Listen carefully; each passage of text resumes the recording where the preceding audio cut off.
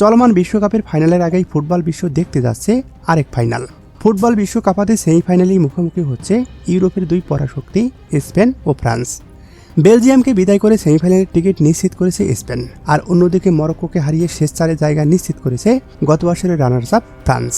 একদিকে কিলিয়ান এমবাপ্পের গতিময় আক্রমণ, আর অন্যদিকে লামিন ইয়ামালদের ছন্দময় পাসিং ফুটবল।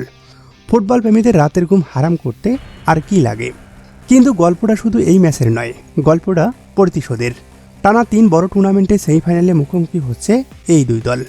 2024 ইউরো সেমিফাইনালে ফ্রান্সকে 2-1 গোলে হারিয়েছিল এই স্পেনই। আর ন্যাশন লিগের সেই অবিশ্বাস্য 9 গোলের থ্রিলারে 4-5 ব্যবধানে জিতেছিল স্পেন। তার মানে ফ্রান্সের বুকে এখন আগুন জ্বলছে প্রতিশোধের। 2010 সালের পর আবারও বিশ্বকাপ ছুঁয়ে দেখার স্বপ্ন দেখছে স্পেন। আর 2018 সালের চ্যাম্পিয়নদের লক্ষ্য হারিয়ে যাওয়া রাজত্ব পুনরুদ্ধার করা।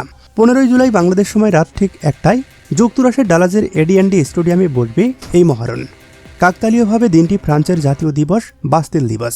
ফরাসিরা কি পারবে নিজেদের জাতীয় দিবসে উৎসবের রং ছড়াতে, নাকি স্প্যানিশরা ঘুরিয়ে দিবে সবকিছু? এমবাপ্পে নাকি লামিন ইয়ামাল, কার হাসি চওড়া হবে শেষ পর্যন্ত? ফাইনালে যাচ্ছে কোন দল? ঝটপট জানিয়ে দিন আপনার মূল্যবান মতামত।